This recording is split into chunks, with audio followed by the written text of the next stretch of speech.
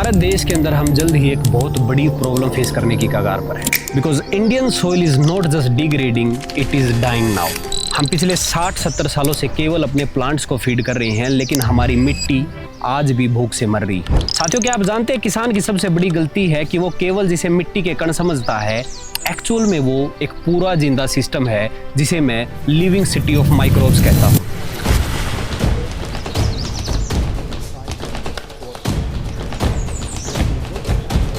आपको अंदाजा भी नहीं है कि किसान भाइयों की किन गलतियों के कारण हमारी मिट्टी हर रोज बंजर बनने की कगार पर जा रही है। क्या ये मिट्टी कभी हम वापस रिवाइव कर पाएंगे? क्या बिना केमिकल फर्टिलाइजर के खेती करना पॉसिबल है? तो नमस्कार दोस्तों, मैं योगी रौनक और आप देख रहे हैं किसान दरबार। आज के एपिसोड में मैं आपको बिल्कुल सिंपल तरीके से समझाऊंगा कि ये सिस्टम काम कैसे करता है और कैसे आप अपने लिविंग सिटी ऑफ माइक्रोब्स को, इस पूरे सिस्टम को रिवाइव कर सकते हैं और अपनी मिट्टी की उपजाऊ शक्ति बढ़ा सकते हैं।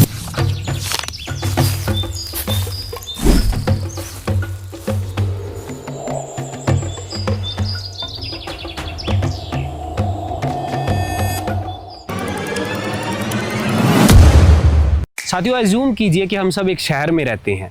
सब लोगों का शहर में अलग अलग काम होता है। जैसे कुछ लोग खाना बनाते हैं, कुछ लोग शहर की सफाई करते हैं और कुछ लोगों का काम होता है पूरे शहर की रक्षा करना। क्या आप मेरी बात पर यकीन करेंगे कि एक ऐसी ही दुनिया हमारी मिट्टी के नीचे, हमारे पैरों तले ज़मीन में भी एक ऐसा सिस्टम चलता है जिसे हम लिविंग सिटी ऑफ माइक्रोब्स कह सकते हैं। साथियों, हमारी मिट्टी के नीचे पाए जाते हैं लाखों करोड़ों सूक्ष्म जीव, जिसे हम अलग अलग नामों से जानते हैं, जैसे बैक्टीरिया, फंगस, निमाटोड, प्रोटोजोआ और केचुए। ये सारे सूक्ष्म जीव हमारी मिट्टी की ऊपर की 4 इंच की लेयर के अंदर ही पाए जाते हैं। और अगर कोई किसान भाई जानना चाहे कि एक स्वस्थ मिट्टी किसको कहा जाता है, मेरे खेत की मिट्टी स्वस्थ है या नहीं, ये हमें कैसे पता चलेगा? अगर आपकी मिट्टी के अंदर बिलियंस ऑफ बैक्टीरिया, कई किलोमीटर तक फैल सके इतना लंबा फंगस का जाल, कई हजारों प्रोटोजोआ, करीब डजन के अंदर निमाटोड और अगर 50 केचुए पाए जाते हैं, तो आप वैज्ञानिक भाषा में कह सकते हैं that I have a healthy soil. लेकिन इसमें प्रॉब्लम यहाँ ये है कि ये सारे सूक्ष्म जीव हमारी नेकड आई से दिखाई नहीं देते। इसके लिए हमारे को माइक्रोस्कोप की जरूरत होती है, क्योंकि इनका साइज बहुत ही छोटा होता है। तो अब किसान कैसे पता लगाए कि मेरी मिट्टी स्वस्थ है या नहीं? क्या हमें लैब टेस्ट करवानी पड़ेगी? नहीं, ऐसा नहीं है। इसको चेक करने का बिल्कुल एक सिंपल तरीका है। आप अपने खेत में जाओ, अपने खेत की मिट्टी जब जुताई होती है उसके अंदर देखो, क्या उसके अंदर कोई केचुए नजर आ रहे हैं? अगर आपकी मिट्टी के अंदर केचुए नहीं हैं, तो इसका मतलब आपकी लिविंग सॉइल अब डेड सॉइल में कन्वर्ट हो चुकी है। बाकी सूक्ष्म जीव भी आपकी मिट्टी से नष्ट हो चुके हैं। और ये क्यों हुआ? क्योंकि हम ग्रीन रेवोल्यूशन के बाद कई सालों से, करीब 60-70 सालों से अपनी मिट्टी के अंदर केमिकल फर्टिलाइजर, लगातार घातक केमिकल स्प्रेज और खेत की जुताई कर करके हमने मिट्टी की सॉइल बायोलॉजी को डिस्ट्रॉय कर दिया है। और शायद इसी का परिणाम हमें देखने को मिलता है कि अब हमारी मिट्टी के अंदर बिना फर्टिलाइजर के उतनी अच्छी प्रोडक्शन नहीं निकलती। तो साथियों, अब हम समझते हैं इस वीडियो का सबसे इंपॉर्टेंट भाग, सॉइल फूड वेब आखिर किसे कहते हैं।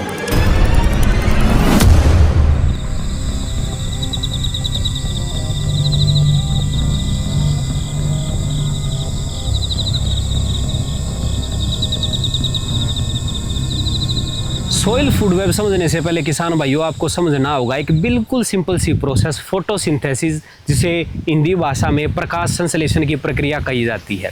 अब होता क्या है, ये जितने भी प्लांट आप देख रहे हैं, ये जब हम इन्हें मिट्टी में लगाते हैं, इनका विकास होता है, तो धूप की प्रेजेंस में पौधा CO2 हवा से खींचता है और अपनी जड़ों के माध्यम से पानी एब्जॉर्ब करता है। और CO2 और पानी का मिश्रण होके जो फाइनल प्रोडक्ट, जो पौधों का खाना बनता है, उसको कहा जाता है ग्लूकोज। यही पौधों का खाना है, एनर्जी का सोर्स है। इसी से पौधे विकास करते हैं, अपनी शाखाएं निकालते हैं, अपनी जड़ों का विकास करते हैं। इसी को कहा जाता है प्रकाश संश्लेषण की प्रक्रिया।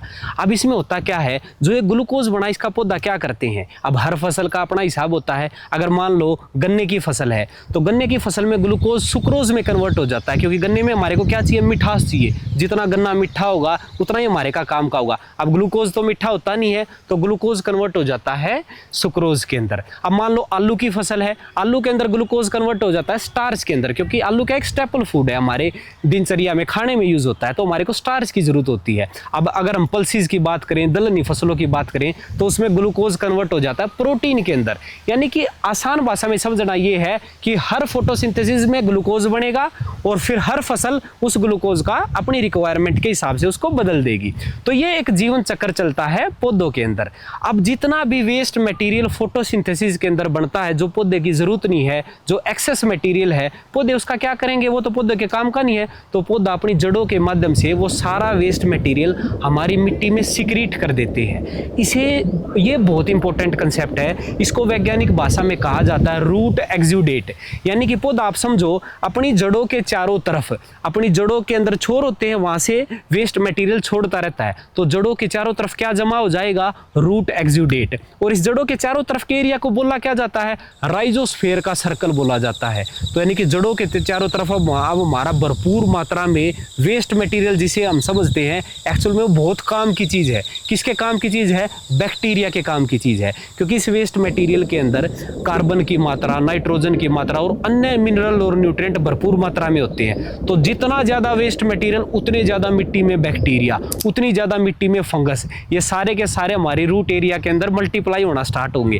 अब ये जैसे जैसे उसको खाएंगे, कार्बन की चेन को तोड़ेंगे, कार्बन निकाल लेंगे, नाइट्रोजन की चेन को तोड़ेंगे, नाइट्रोजन निकाल लेंगे, और कार्बन और नाइट्रोजन से क्या बनाएंगे, अपनी कोशिकाओं का निर्माण करेंगे, अपनी पॉपुलेशन को मल्टीप्लाई करेंगे। हजारों बैक्टीरिया से लाखों करोड़ों बैक्टीरिया बन जाएंगे और ऐसे ही हजारों फंगस से करोड़ों फंगस का निर्माण होगा। अब जब इतने सारे बैक्टीरिया फंगस हमारी मिट्टी में होंगे तो इनकी पॉपुलेशन को कंट्रोल करना भी जरूरी है, नहीं तो यही डोमिनेट करेंगे मिट्टी में।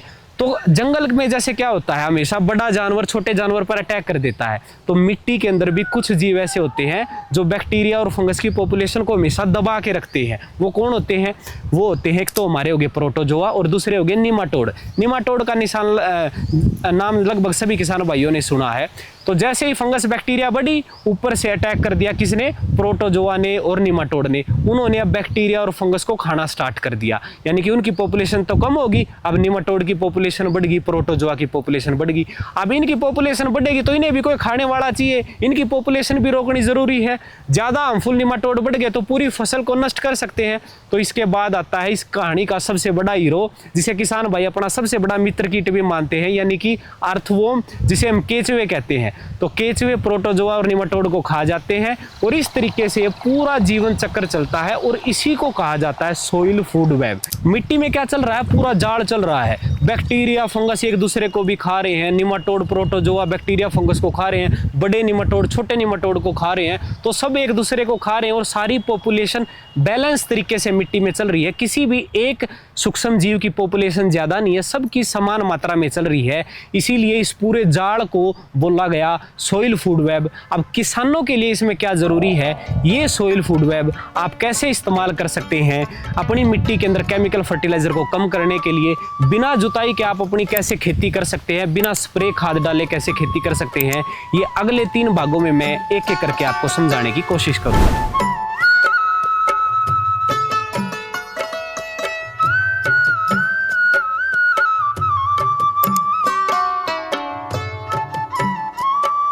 तो साथियों, अब हम समझते हैं कि बिना फर्टिलाइजर और खाद डाले क्या खेती करना पॉसिबल है। पहले के ज़माने में 60-70 साल पहले की अगर मैं बात करूँ, जब ग्रीन रेवोल्यूशन से पहले हाई यील्डिंग वैरायटीज नहीं आई थी, तो उस टाइम पे कैसे हम देसी वैरायटी लगाकर बिना खाद के भी प्रोडक्शन लेते थे, खेती करते थे। तब कैसे हमारी सोइल बायोलॉजी थी और आज क्या बदलाव आ चुका है कि हम खेती नहीं कर पा रहे हैं।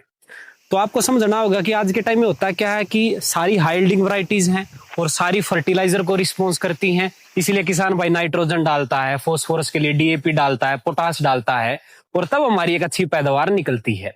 लेकिन अब प्रॉब्लम क्या होती है इनऑर्गेनिक फर्टिलाइजर डालने में, जब भी किसान भाई ये खाद डालते हैं तो ये पूरी खाद पौधे को अवेलेबल नहीं हो पाती है। अब पौधा खाद उठाता कैसे, पहले आपको ये मैकेनिज्म समझना होगा। पौधे की जड़ों के अंदर छोर होते हैं जहां से वो सारे न्यूट्रिएंट एब्जॉर्ब करता है आयंस की फॉर्म में। अब जो खाद राइजोस्फीयर के एरिया के अंदर जड़ों के चारों तरफ पहुंच गई वो तो पौधा उठा लेगा, लेकिन ज्यादातर केसेस में होता क्या है कि 80-90% खाद तो हमारे राइजोस्फीयर में पहुंचती नहीं है। जब किसान भाई सिंचाई लगाता है, खेत में पानी लगाता है, तो सारा खाद, सारे न्यूट्रिएंट पानी में घुल के हमारी अंडरग्राउंड वाटर टेबल में चले जाते हैं, हमारे पानी को दूषित करते हैं और हमारे पौधे भी उसको एब्जॉर्ब नहीं कर पाते हैं। लेकिन अब आप समझिए, अगर आपकी मिट्टी स्वस्थ होती, अगर आपकी मिट्टी के अंदर सोइल फूड वेब डेवलप होता, आपकी एक जीवित मिट्टी होती, तो ऐसा नहीं होता। तो जितने भी न्यूट्रिएंट आपकी जड़ों के चारों तरफ मौजूद होते, ये सारे के सारे न्यूट्रिएंट बैक्टीरिया और फंगस के द्वारा एब्जॉर्ब कर लिए जाते। इस स्टेट को वैज्ञानिक भाषा में नाम दिया गया इमोबिलाइजेशन, यानी कि हमारे न्यूट्रिएंट अब मोबाइल नहीं रहे, हमारे न्यूट्रिएंट अब पौधा नहीं उठा सकता। क्यों नहीं उठा सकता? ये सारे बैक्टीरिया और फंगस के पेट में चले गए। अब आप कहोगे कि ये तो हमारा फायदा नहीं हुआ, ये तो हमारा नुकसान हो गया, कि हमारे को तो जरूरत थी कि ये सारे न्यूट्रिएंट पौधा उठा ले और पौधा अपना ग्रोथ करे, लेकिन ये तो बैक्टीरिया और फंगस के पेट में चले गए। ऐसा नहीं है किसान भाइयों, पौधा हर न्यूट्रिएंट हर स्टेज के हिसाब से थोड़ी मात्रा में उठाता है। तो हमें लगातार न्यूट्रिएंट हमारी मिट्टी में अवेलेबल फॉर्म में होना जरूरी नहीं है। ये बैक्टीरिया और फंगस क्या करते हैं, ये सारे न्यूट्रिएंट को अपने अंदर बचा के रखते हैं। जब भी किसान भाई पानी लगाएगा, ये न्यूट्रिएंट लॉस नहीं होता, अंडरग्राउंड वाटर टेबल में नहीं जाता। अब जब ये बैक्टीरिया और फंगस मरना स्टार्ट होंगे, मान लो ये दो तरीके से मर सकते हैं। हो सकता है कि बैक्टीरिया की एज पूरी होगी और वो जैसे ही मरेगा उसकी बॉडी डिकम्पोज होना स्टार्ट होगी और सारे न्यूट्रिएंट आयन की फॉर्म में वापस निकल आएंगे। और कहाँ निकलेंगे? बैक्टीरिया कहाँ है? जड़ों के पास। जड़ों में क्या है? छोर है। जैसे ही न्यूट्रिएंट निकला, पौधे ने उठा लिया। तो ऐसे ये पूरा चक्कर चलता है। फंगस और बैक्टीरिया मरते रहते हैं, या तो उनकी एज होती रहेगी, या फिर जो बड़े जीव हैं जैसे कि प्रोटोजोआ हो गया, निमाटोड हो गया, वो बैक्टीरिया और फंगस को खा जाएंगे, खा के वेस्ट मटेरियल सीक्रेट करेंगे। उस वेस्ट मटेरियल में क्या है? वो वेस्ट मटेरियल ही आयंस है। नाइट्रोजन के लिए क्या निकलेगा? उसमें से अमोनियम आयन निकलेंगे। अब अमोनियम दान आप जानते हैं, अमोनियम की फॉर्म में नाइट्रोजन एब्जॉर्ब कर लेता है। उस वेस्ट मटेरियल में क्या निकलेगा? फॉस्फेट आयन निकलेंगे, K+ के पोटाश आयन निकलेंगे, जिंक निकलेगा, सल्फर निकलेगा। यही सारी चीजें तो पौधे एब्जॉर्ब करते हैं और अपनी शाखाओं का विकास करते हैं, हरे भरे होते हैं। इसी तरीके से ये सूक्ष्म जीव हमारी मिट्टी के अंदर पोषक तत्व बचा के भी रखते हैं और धीरे धीरे फसल को लंबे समय तक अवेलेबल कराते हैं। इसी तरीके से पहले के जमाने में 60-70 साल पहले खेती होती थी और ऑर्गेनिकली बिना केमिकल के खेती हमेशा सफल होती थी।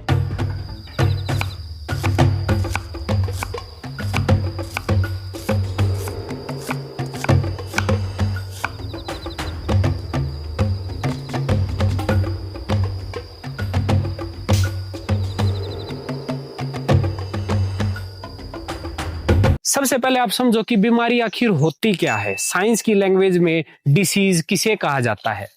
जब जब हमारी फसल के ऊपर किसी हार्मफुल फंगस, बैक्टीरिया या पैथोजन जैसे कि वायरस का अटैक होता है, तब तब हमारा पौधा की खाना बनाने की प्रोसेस डिस्टर्ब होती है, मेटाबॉलिज्म डिस्टर्ब होता है, केमिकल रिएक्शन डिस्टर्ब होती है, जिसके कारण हमारा पौधा कुछ सिम्टम, कुछ लक्षण ऐसे शो करता है कि उसके पत्तों पर धब्बे होंगे, उसके पत्तों की किनारियां जलेंगी, या गोल गोल धब्बे दिखाई देंगे, या जड़ों के अंदर कालापन दिखाई देगा, जो जाइलम फ्लोएम का रास्ता है अंदर से जड़ सूख जाएंगी। तो ये सारे सिस्टम क्या हैं? ये फंगस के, बैक्टीरिया के लक्षण है। इसी को बीमारी कहा जाता है, इसी को डिसीज कहा जाता है। पहले के टाइम में होता क्या था, हमारी मिट्टी के अंदर बैक्टीरिया और फंगस की पॉपुलेशन बहुत ज्यादा होती थी। अब बहुत ज्यादा बैक्टीरिया फंगस से आप ये मत समझो कि ये सारे हानिकारक कीट हैं। जिस मिट्टी के अंदर हवा पानी का अनुपात रहता है, जो मिट्टी पोरस है, जो मिट्टी सांस लेती है, उसके अंदर जितने भी बैक्टीरिया और फंगस होंगे वो सारे मित्र कीट होंगे। पहली बात, जिस मिट्टी के अंदर हवा पानी खराब होगी, पानी भरा रहता है, जिस मिट्टी के अंदर सांस लेने की क्षमता नहीं है, मिट्टी टाइट बत्तर हो चुकी है, उसके अंदर जितने भी बैक्टीरिया फंगस होंगे सारे हार्मफुल होंगे। यानी कि पहली की चीज, मिट्टी को सांस लेना जरूरी है। पहले के टाइम में कोई खेत की जुताई नहीं होती थी, फिर भी मिट्टी सांस लेती थी, क्योंकि जुताई जब हम करते हैं रोटावेटर से, साल भर जुताई करते हैं, बहुत बार जुताई करते हैं, तो मिट्टी टाइम के साथ बत्तर होती है, हवा पानी के छोर बंद होते हैं। दूसरी बात, आप इसको एग्जांपल से समझिए। एक चोर अगर चोरी करता है तो किस टाइम चोरी करता है? रात के समय करता है, जब भीड़ कम हो, पॉपुलेशन कम हो। अगर वो सुबह के समय चोरी करेगा तो भीड़ क्या करेगी? या तो उसको पकड़ लेगी या उसको जान से मार देगी। सेम कंसेप्ट चलता है मिट्टी के अंदर। जब भी अगर आपका सॉइल फूड वेब अच्छा है, मिट्टी जीवित है, अगर कुछ बीमारी वाले फंगस बैक्टीरिया के जीव आए तो होगा क्या? हमारी मिट्टी के अंदर पहले ही भीड़ ज्यादा है, पहले ही हेल्दी बैक्टीरिया, हेल्दी फंगस ज्यादा है, वो पहले ही लड़ रहे हैं एक दूसरे के साथ खाना खाने के लिए, हवा के लिए, स्पेस के लिए, न्यूट्रिएंट के लिए। तो दूसरी बात, जब भी वो खराब कीट आएंगे, पैथोजन आएंगे, ये सारे हेल्दी बैक्टीरिया उनको मार देंगे। मारेंगे किस सेंस में? ये उनको खाने की, मल्टीप्लाई होने की जगह ही नहीं देंगे। वो पहले ही भूखे बैठे, वो पहले ही कार्बन नाइट्रोजन निकाल रहे ऑर्गेनिक मैटर से। तो उस टाइम में जो पॉपुलेशन थी पैथोजेंस की, बीमारी करने वाले सूक्ष्म जीव की, वो कभी इतनी बड़ी हो ही नहीं पाती। साइंस के लिए इसके एक फॉर्मूला बोला जाता है कि किसी भी प्रजाति की, किसी भी सूक्ष्म जीव की अगर पॉपुलेशन लार्ज है प्लस उसके अंदर डाइवर्सिटी है तो वो ट्रबल मेकर्स को हमेशा कंट्रोल करती है, यानी कि पैथोजेंस को कंट्रोल करती है, बीमारी कारक को कंट्रोल करती है। दूसरी चीज, बैक्टीरिया और फंगस कैसे हमारे पौधों को बचाती है।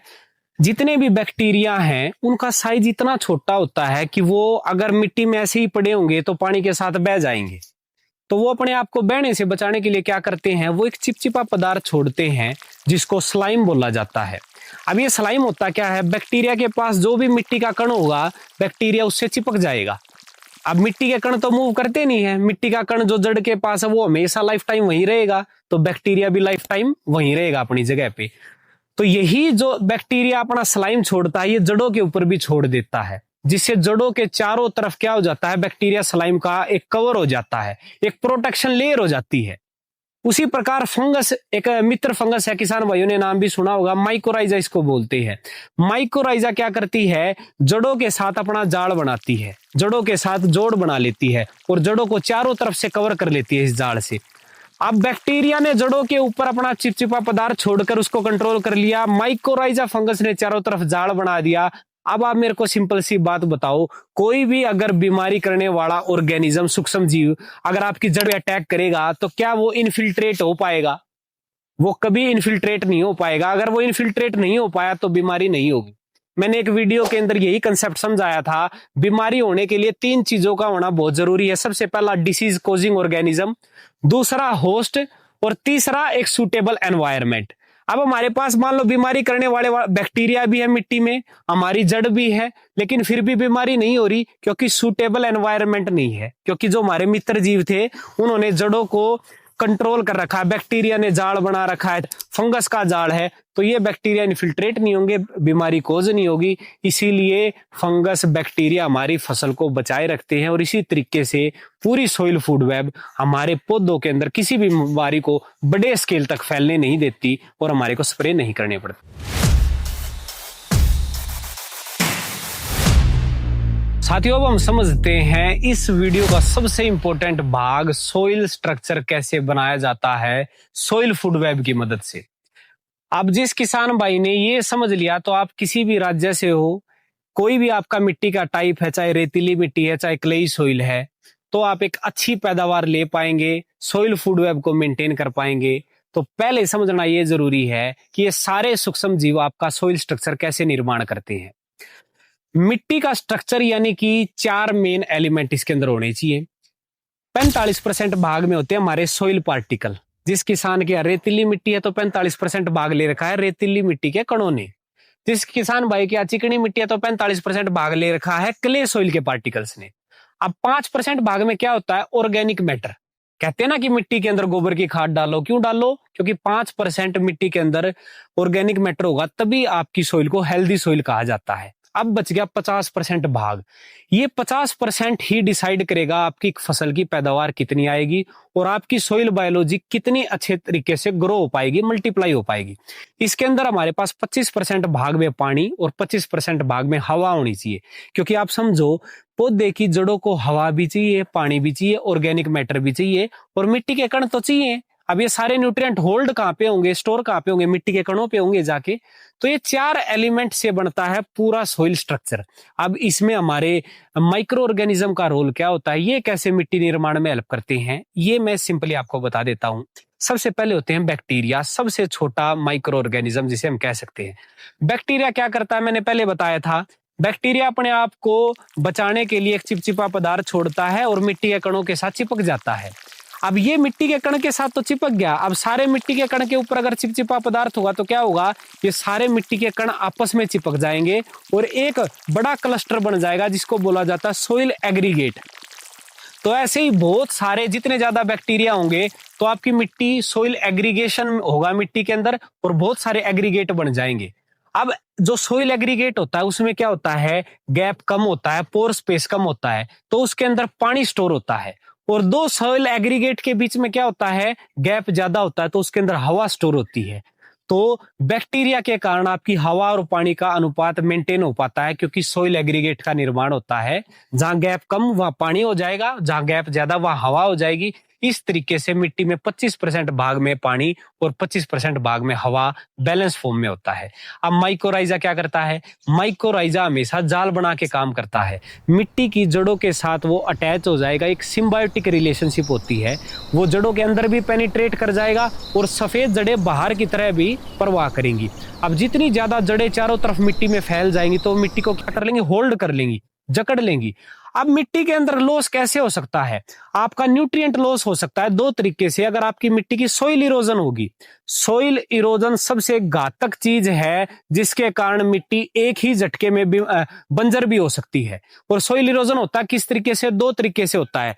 या तो तेज जब आंधी तूफान आती है तो मिट्टी की ऊपर की परत उड़ाले जाती है। उस परत में होता है क्या? सारे essential nutrient, nitrogen, phosphorus, potash, calcium, magnesium, sulphur, zinc, boron, सारे के सारे न्यूट्रिएंट आपकी सोइल में होते हैं और वो हवा के साथ उड़ गए तो सोइल इरोजन हो गया। दूसरा तरीका इरोजन हो सकता है पानी के प्रवाह के साथ। अब एक किसान ने खेत में पानी भर के लगा रखा था और ये सारा पानी टूट के दूसरे खेत में चला गया, तो इस सारे पानी के साथ मिट्टी की ऊपर की लेयर भी चलेगी, उस लेयर के न्यूट्रिएंट भी चलेंगे। इन न्यूट्रिएंट को जमा होने में कई 100 साल लगते हैं। धीरे धीरे करके न्यूट्रिएंट डेवलप होते हैं, लेकिन सोइल इरोजन एकदम से आपकी मिट्टी को हेल्दी सोइल से बंजर सोइल बना सकता है। इसको बचाता कौन है? माइकोराइजा, जो आपकी पूरी खेत की मिट्टी के ऊपर जाड़ बनाती है और मिट्टी को जकड़ के पकड़ के रखती है, सोइल इरोजन से बचाती है। तो दो रोल हमने समझ लिए, बैक्टीरिया कैसे बचाता है और माइकोराइजा कैसे बचाता है। अब आप समझो कि प्रोटोजोआ और निमाटोड का क्या काम होता है। अब बैक्टीरिया और फंगस तो क्या है? हमारे फर्टिलाइजर के बैग हैं छोटे छोटे। मैंने पिछले कंसेप्ट में समझाया था, सारे न्यूट्रिएंट कहाँ स्टोर हैं? बैक्टीरिया के पेट में स्टोर हैं, फंगस के स्टमक में स्टोर हैं, इनके पेट में पड़े हैं। अब इसको पौधे को देने का काम कौन करेगा? प्रोटोजोआ और निमाटोड करेंगे। तो वो हमारे खाद को फैलाने वाले हैं। खेती में दो चीज होती है, एक तो हमारे को खाद लेके आनी पड़ती है। खाद सोइल बायोलॉजी में कौन है? फंगस और बैक्टीरिया, जिसके पेट में न्यूट्रिएंट है। और एक हमारे को खाद फैलाने वाला वर्कर चाहिए, कोई भाई चाहिए जो उस खाद का छिट्टा दे, ब्रॉडकास्टिंग करे। तो वो कौन है? मिट्टी के स्प्रेडर्स निमाटोड हैं और प्रोटोजोआ हैं, जो फंगस बैक्टीरिया को खाएंगे, वेस्ट सिक्रीट करेंगे, उसमें से सारे न्यूट्रिएंट पौधों की जड़ों को तुरंत मिल जाएंगे। तो ये दो एलिमेंट, इनका सारे का काम समझ आ गया। अब आते हैं मिट्टी का सबसे मित्र कीट केचुआ, अर्थवॉर्म। वो क्या करता है? वो मिट्टी को खाता है। अब केचुए की बड़ी अच्छी बात क्या है? इसकी देखो आंखें नहीं होती, ये लाइट सेंसिटिव होता है। तो ये जहां भी इसको धूप लगेगी इसीलिए मिट्टी के नीचे रहता है, लेकिन ये मिट्टी के ऊपर आएगा, जितना भी ऑर्गेनिक मैटर इसके रास्ते में आएगा उसको खा के सीधा ऑर्गेनिक मैटर में कन्वर्ट करता रहता है, ह्यूमस में कन्वर्ट करता रहता है। केचुए जब मिट्टी में ऊपर नीचे प्रवाह करते हैं तो मिट्टी में सुरंग बना देते हैं हवा, और इन सुरंग में क्या आ जाता है? हवा पानी का अनुपात आ जाता है, मिट्टी पोरस हो जाती है। कहने का मतलब है केचुआ हमारा रोटावेटर है, खेत की जुताई करने का काम करता है, खेत में हवा पानी बनाए रखता है। तो इस तरीके से सारे सूक्ष्म जीव मिलके पूरी मिट्टी का स्ट्रक्चर बनाते हैं, स्ट्रक्चर का निर्माण करते हैं, ताकि जड़ों को फैलने के लिए, जड़ों को सांस लेने के लिए हवा भी मिले, पानी भी मिले, न्यूट्रिएंट भी मिले, और ये सारे एक दूसरे की मदद से जड़ों की विकास करवाते हैं, पौधे का विकास करवाते हैं। तो इस तरीके से सोइल फूड वेब हमारा सोइल स्ट्रक्चर मेंटेन रखता है। साथियों, हमने सोइल फूड वेब समझ लिया, लेकिन अब इस वीडियो का सबसे इंपॉर्टेंट और सबसे लास्ट भाग जो है वो डिस्कस करना रह गया कि हम अपनी मिट्टी के हिसाब से, अपनी फसल के हिसाब से कैसे सोइल फूड वेब डिज़ाइन कर सकते हैं। हो सकता है कोई किसान भाई नॉर्थ इंडिया से हो जिसकी पीएच 7 से ज़्यादा है, एल्कलाइन सोइल है। हो सकता है कोई साउथ इंडिया का किसान हो जो बनाना केले की खेती करता हो, कोकोनट फार्मिंग करता हो, उसकी पीएच कम हो, एसिडिक सोइल हो, तो वो कैसे अपनी मिट्टी का सोइल फूड वेब डिज़ाइन करेगा। तो मैं आपको बता दूं, ये आपके और मेरे डिज़ाइन करने की चीज़ नहीं है, प्रकृति ने इसके लिए सुविधा बना रखी है। जो हमारे प्लांट है, जिस एरिया के अंदर जिस फसल की खेती होती है, वही एक्चुअल में कंट्रोलर है इस सारे सिस्टम का, और वही डिसाइड करता है कि मुझे कौन से टाइप के रूट एक्सुडेट मिट्टी में छोड़ने हैं, ताकि कौन से टाइप के बैक्टीरिया अट्रैक्ट हो, कौन से टाइप की फंगस अट्रैक्ट हो, और कैसे जब वो मरेंगे मेरे को कौन से न्यूट्रिएंट बदले में मिलेंगे। तो ये सारा कंट्रोलर, सारा मास्टरमाइंड हमारे पौधे होते हैं। वो अपनी ज़रूरत के हिसाब से वेस्ट मटेरियल छोड़ते हैं और अपनी ज़रूरत के हिसाब से सूक्ष्म जीव अट्रैक्ट करते हैं। अब मान लेते हैं ये पत्ता है जो ग्रीन स्टेज के ऊपर है, जब ये टूटता है और मिट्टी में पड़ता है, ये कुछ टाइम के बाद क्या हो जाएगा, ब्राउन स्टेज तक चला गया, यानी कि इसका जो सारी की शुगर थी, चीनी थी, वो खत्म होगी और ये थोड़ा सा डिकम्पोज होना स्टार्ट हो चुका है। अब ये डिकम्पोज यहाँ से यहाँ तक किसने किया, ऑब्वियसली बैक्टीरिया ने किया, क्योंकि बैक्टीरिया क्या होते हैं, जिस चीज़ों को डिकम्पोज करना आसान होता है, जो सिंपल कार्बन की चेन होते हैं उसको इजीली तोड़ लेते हैं और कार्बन नाइट्रोजन निकाल लेते हैं। लेकिन इस स्टेज पे जाके अब इसके अंदर क्या बच गया, लिग्निन बच गया, जो कि एक कॉम्प्लेक्स कार्बन की चेन है। अब इसको तोड़ना बैक्टीरिया के बस की बात नहीं है। तो यहाँ एंट्री होती है हमारे सूक्ष्म जीव फंगस की, यानी कि माइकोराइजा और जितनी भी बेनिफिशियल फंगस होती है वो इसको डिकम्पोज करेगी। फाइनल किस स्टेज तक, ऑर्गेनिक मैटर जिसे ह्यूमस कहते हैं। जितनी ज़्यादा मिट्टी में ह्यूमस होगी, उतनी ज़्यादा मिट्टी में न्यूट्रिएंट पकड़ने की शक्ति होगी, उतना ज़्यादा ऑर्गेनिक मैटर होगा। जैसे हमने समझाया था 5% ऑर्गेनिक मैटर होना चाहिए। अब जिस किसान भाई को मान लेते हैं नॉर्मल खेती करनी है, 6 महीने की फसल है, गेहूं, धान, कपास, बाजरा, सरसों, ये फसल जहाँ लगती है, तो वहाँ होता क्या है, ये जनरली 1 साल से कम ड्यूरेशन की फसल है। अब इन फसलों के लिए हमारी मिट्टी में बैक्टीरिया ज़्यादा चाहिए। बैक्टीरिया ज़्यादा क्यों चाहिए, क्योंकि बैक्टीरिया जब भी किसी पत्ते को, किसी ऑर्गेनिक मैटर को डिकम्पोज करेगा तो उसके अंदर जो नाइट्रोजन रिलीज होगा डिकम्पोज के बाद, वो नाइट्रेट की फॉर्म में होगा। और ज़्यादातर फसलें जो हम उगाते हैं जो 6 महीने की होती हैं, जितनी भी सब्जियां होगी या सीरियल क्रॉप होगी, उन सारी फसलों को नाइट्रोजन किस फॉर्म में चाहिए, नाइट्रेट की फॉर्म में चाहिए। तो हमारे को अगर नाइट्रेट फॉर्म में नाइट्रोजन देना है तो मिट्टी में कौन चाहिए, बैक्टीरिया ज़्यादा चाहिए, फंगस कम चाहिए, ताकि जब डिकम्पोजिशन हो तो क्या बने, ऑब्वियसली नाइट्रेट निकले और पौधे ग्रो कर सके। लेकिन अब चले जाते हैं जहाँ 1 साल से ज़्यादा की ड्यूरेशन की फसलें उगाई जाती हैं। जैसे कि अगर हम जंगल में जाते हैं, वहाँ तो पेड़ होते हैं, उनके ऊपर 50-50 साल, 100-100 साल होती है। वहाँ जब इतने उनकी जो टहनियाँ होती है, वहाँ तो ग्रीन स्टेज की तो होते ही नहीं पत्ते, शाखाएं भी टूटेंगी, पेड़ की जो छार होती है, छिलका होता है, वो कितना कॉम्प्लेक्स चेन है कार्बन की, उसको तो बैक्टीरिया डिकम्पोज नहीं कर सकता। तो वहाँ पे ऑब्वियसली बात है, मिट्टी में क्या चाहिए, फंगस चाहिए, जो पेड़ को डिकम्पोज कर सके। वेस्ट मटेरियल अगर ज़्यादा जमा हो जाएगा तो वैसे ही फिर हमारी खेती इम्पॉसिबल हो जाएगी।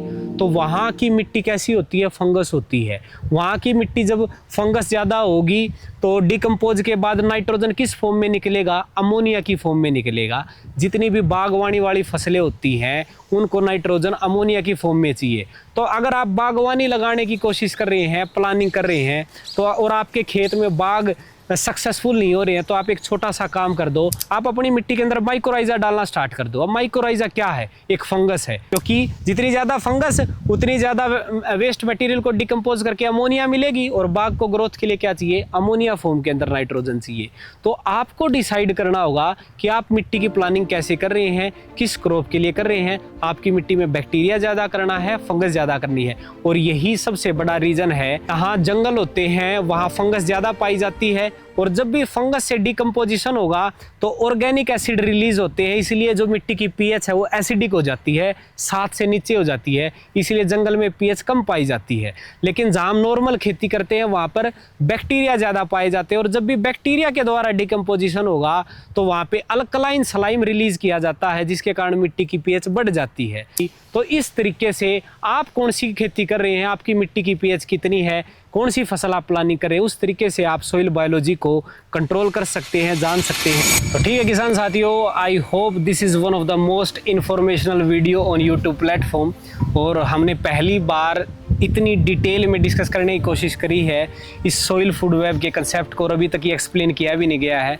और मैं अक्सर रिक्वेस्ट करता हूँ भाइयों से कि हम लगातार मेहनत करते हैं, बदले में आपसे एक ही छोटी सी रिक्वेस्ट करते हैं कि आप हमारे चैनल को सब्सक्राइब करें, दूसरे किसान भाइयों तक पहुँचाएँ। ये छोटा सा एक आपका जो इंप्रेशन है ये हमारे को बहुत मोटिवेट करेगा, हमारी जर्नी में हेल्प करेगा। तो जुड़े रहें किसान दरबार के साथ, जहाँ इंडिया के बेस्ट एग्री एक्सपर्ट हम आपके लिए लाने की कोशिश करते हैं।